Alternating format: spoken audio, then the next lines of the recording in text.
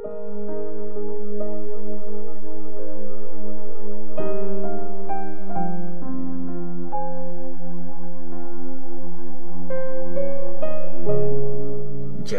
chapter 42. Ni-request ng mga tao na ipag-pray sila ni Jeremiah. Lumapit kay Prophet Jeremiah ang lahat ng mga commanders ng army, kasama sina Johanan na anak ni Kareya at si Azariah na anak ni Hoshaiah. Kasama rin nila ang lahat ng tao mula sa pinakamayaman hanggang sa pinakamahirap. Nakiusap sila kay Prophet Jeremiah. Please, ipag-pray mo kami kay Lord na Diyos mo. Kaming mga naiwan, kukonti na lang kaming nakasurvive gaya ng nakikita mo. Ipag-pray mo po sana na ipakita ni Lord na Diyos mo kung saan kami dapat pumunta at kung anong dapat naming gawin. Sumagot si Jeremiah, sige, ipag-pray ko ang request nyo kay Lord na Diyos nyo at sasabihin ko sa inyo kung anong sagot ni Lord. Wala akong itatago sa inyo. Sinabi nila kay Jeremiah, witness si Lord laban sa atin. Kung hindi namin susundin ang mga sasabihin niya sa iyo na gusto niyang gawin namin, mabuti man yon o masama, susundin namin ang utos ni Lord na Diyos natin, na sa Kanya ay nirequest ka namin mag-pray. Magiging mabuti ang lahat sa amin pag sinunod namin si Lord na Diyos natin. Sinagot ni Lord ang prayer ni Jeremiah. After ng 10 araw, nagsalita si Lord kay Jeremiah. Kaya pinatawag ni Jeremiah si Johanan at ang lahat ng mga commanders ng army na kasama nito, pati na ang lahat ng tao mula sa pinakamababa hanggang sa pinakadakila. Sinabi ni Jeremiah sa kanila, ito ang sabi ni Lord, ang Diyos ng Israel na siyang pinapuntahan niyo sa akin para sabihin ang mga prayers niyo. Kung mag-i-stay kayo sa lupain ito, ibibless ko kayo at di ipapahamak. Itatanim ko kayo at di bubunutin dahil nalulungkot ako sa disaster na pinadala ko sa inyo. Huwag na huwag kayong matakot sa hari ng Babylonia na matagal niyong kintakutan. Sasamahan ko kayo, ililigtas at ire-rescue mula sa kanya. Kakaawaan ko kayo para kaawaan niya din kayo at payagang bumalik sa lupain niyo. Akong si Lord ang nagsasabi nito. Pero kung di kayo susunod sa sinasabi ni Lord at magdi-decide kayong umalis sa lupain ito at sasabihin nyo pang pumunta tayo sa Egypt at doon manirahan, kung saan wala tayong mararanasang gera, walang maririnig na tunog ng trumpet na signal ng gera at di magugutom. Kung ganon, kayong mga survivors sa Judah, ito ang sabi ni Lord na makapangyarihan sa lahat, ang Diyos ng Israel. Kung determinado kayong pumasok sa Egypt at doon manirahan, aabutan kayo roon ng gerang kinakatakutan nyo. Susundan kayo ng taggutom na tinatakbuhan nyo at doon kayo mamamatay. Mamamatay sa gera, sa gutom at sa salot ang lahat ng determinadong pumunta sa Egypt para doon manirahan. Walang matitira at walang makakaligtas mula sa disaster na dadalhin ko sa kanila. Dahil ang sabi ni Lord na makapangyarihan sa lahat, ang Diyos ng Israel, kagaya ng pagbuhos ng galit at puot ko sa mga taga-Jerusalem, ganun ko rin ibubuhos sa inyo ang puot ko pag pumunta kayo sa Egypt. Sobrang nakakatakot ang ma-experience nyo. Pagtatawanan at susumpain kayo ng iba. Hindi nyo na makikita ang lupain ito. Sinabi na sa inyo ni Lord, kayong mga survivors mula sa Judah, huwag kayong pupunta ng Egypt. Tandaan nyo, winarningan ko na kayo ngayon na mamamatay kayo pag di kayo sumunod. Pinapunta nyo ako kay Lord na Diyos nyo. Sinabi nyo, ipag-pray ko kayo kay Lord na Diyos natin. at susundin nyo kung anong sasabihin niya. At sinabi ko na ito sa inyo sa araw na ito, pero di nyo pa sinunod ang kahit ano sa sinabi ni Lord na Diyos nyo. Kaya tandaan nyo ito. Sigurado akong mamamatay kayo sa gera, sa gutom at sa salot sa lugar na gusto nyong puntahan at matirhan. Jeremiah chapter 43. Dinala si Jeremiah sa Egypt. After sabihin ni Jeremiah sa buong bayan ang lahat ng pinapasabi ni Lord na Diyos nila, sinabi kay Jeremiah ni na Azariah na anak ni Hoshaaya at Johanan na anak ni Kareya at ng lahat ng mga lalaking mayayabang, sinungaling ka. Di ka pinadala ni Lord ni Diyos natin para sabihin huwag tayong manirahan sa Egypt. Sinulsulan ka siguro ni Baruch na anak ni Neriah laban sa amin para ibigay kami sa mga Babylonians at nang mapatay nila kami o madalang bihag sa Babylonia. Hindi nakinig si Johanan sa sinabi ni Lord. Hindi rin nakinig ang lahat ng commanders ng army at ang lahat ng tao. Nag-decide silang umalis ng Judah. Dinala ni na Johanan at ang lahat ng mga commanders ng army ang lahat ng iwan sa Judah na bumalik mula sa bansang pinagtapunan sa kanila.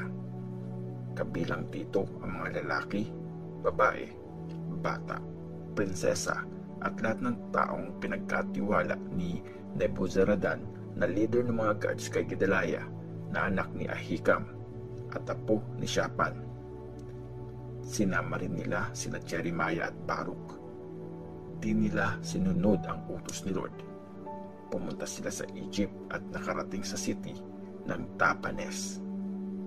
Doon sa Tapanes, sinabi ni Lord kay Jeremiah, kumuha ka ng malalaking bato at ibaon mo sa daanang gawa sa bato, papasok sa palasyo ng hari dito sa Tapanes. Ipakita mo sa mga taga-Juda ang gagawin mo. Sabihin mo sa kanila, sinasabi ni Lord na makapangyarihan sa lahat, ang Diyos ng Israel. Tandaan nyo, ipapadala ko ang servant kong si King Nebuchadnezzar ng Babylonia. Ilalagay niya ang kanyang trono sa ibabaw ng mga batong binaon ko at ilalatag ang tent ng paghari niya sa ibabaw ng mga ito. Sasalakayin niya at sasakupin ang lupain ng Egypt. Mamamatay sa salot ang mga dapat mamatay sa salot. Dadalhing bihag ang dapat bihagin at papatayin sa gera ang mga dapat mamatay sa gera. Susunugin niya ang mga temple ng mga Diyos ng Egypt. Ang mga Diyos-Diyosan naman ay susunugin niya o di kaya ay dadalhin sa lupain niya. Lilinisin niya ang lupain ng Egypt gaya ng paglilinis ng isang shepherd sa damit niya para maalis ang mga pulgas. Tapos, matagumpay siyang aalis doon.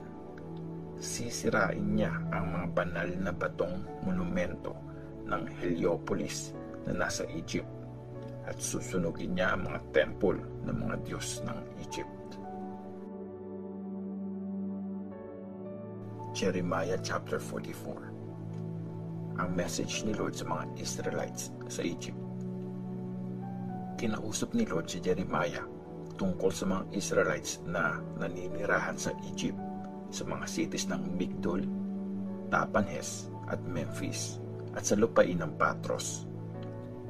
Sinabi ni Lord na makapangyarihan sa lahat, ang Diyos ng Israel, kayo na mismo ang nakakita sa lahat ng disaster na dinala ko sa Jerusalem at sa iba pang cities ng Judah. Tingnan nyo, wasak na wasak ang mga ito hanggang ngayon at wala nang naninirahan. Kinalit nila ako dahil sa mga masasamang ginawa nila. Nag-offer sila at nag-serve sa ibang Diyos na di nila kilala at di nyo rin kilala o ng mga ancestors nyo.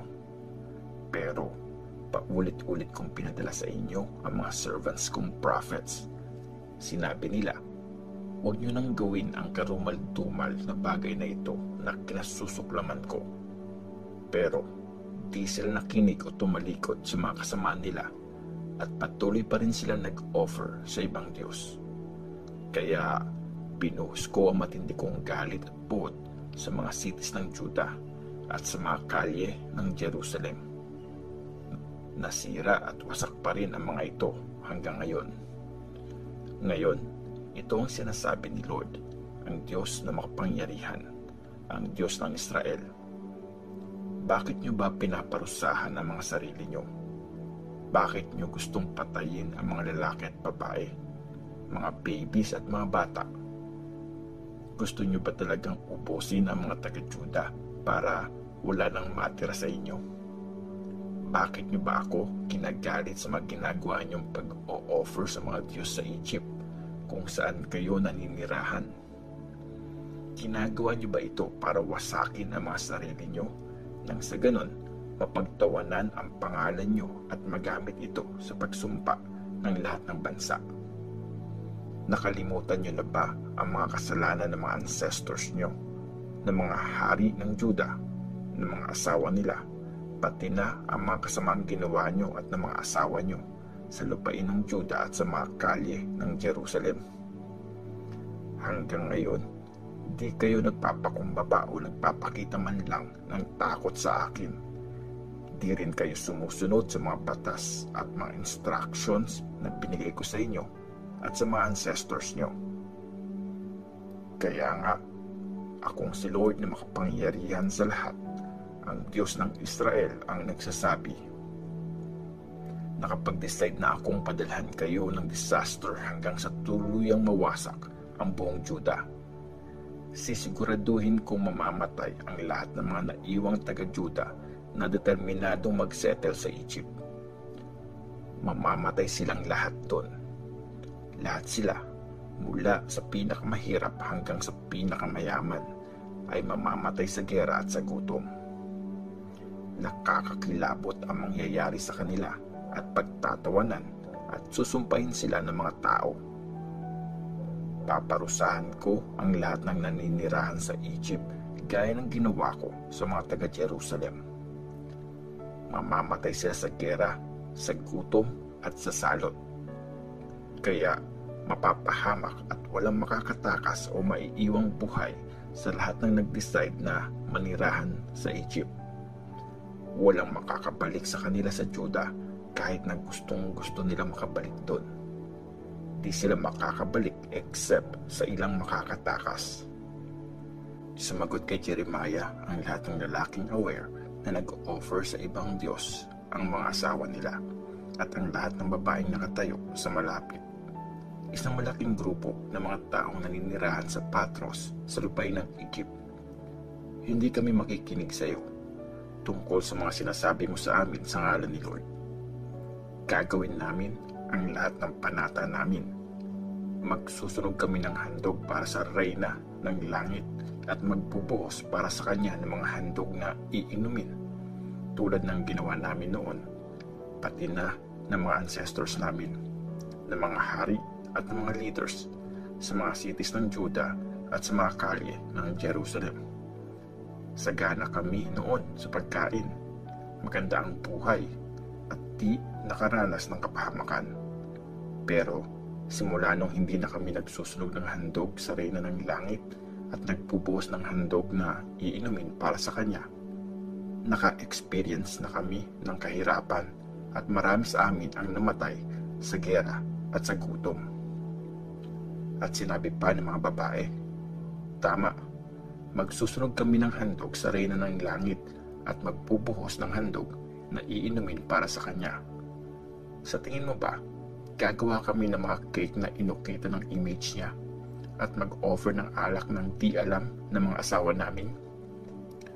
Kaya sinabi ni Jeremiah sa buong bayan, sa mga lalaki at sa mga babae na sumagot sa kanya, di nakakalimutan ni Lord ang mga ginawa niyong pagsusunog ng mga handog sa mga cities ng Juda at sa mga kalye ng Jerusalem na ginawa rin ng mga ancestors niyo, ng mga hari at ng mga leaders niyo at ng lahat ng mamamayan sa lupain.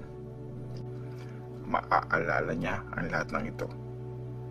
Hindi na kayang tiisin ni Lord ang mga ginagawa niyong masama at karumal-dumal. Kaya nga, sobrang nawasak at nasira ang lupain niyo. Ginagamit na pangsumpa at walang naninirahan sa lupain yon hanggang ngayon. Nangyayari ito sa inyo ngayon dahil nagsunog kayo ng mga handog at dahil nagkasala kayo kay Lord. Hindi kayo sumunod sa batas at mga utos niya, ni hindi kayo namuhay ayon sa mga instructions niya at mga kautusan. Sinabi rin ni Jeremiah sa buong bayan at sa lahat ng babae, pakinggan niyo ang sinasabi ni Lord, lahat kayong taga-Juda na nasa lupain ng Egypt. Ganito ang sinabi ni Lord na makapangyarihan sa lahat, ang Diyos ng Israel. Mismong sa bibig niyo na at ng mga asawa niyo nang galing nang sinabi niyong determinado kaming gawin ang mga panata namin na magsusunog kami ng handog sa reyna ng langit at magpupuhos ng handog na iinumin para sa Kanya. Sige, sa kahit anong paraan, tuparin niyo at gawin niyo yan. Kaya makinig kayo sa sinasabi ko, kayong lahat ng mga taga-Juda na naninirahan sa Egypt.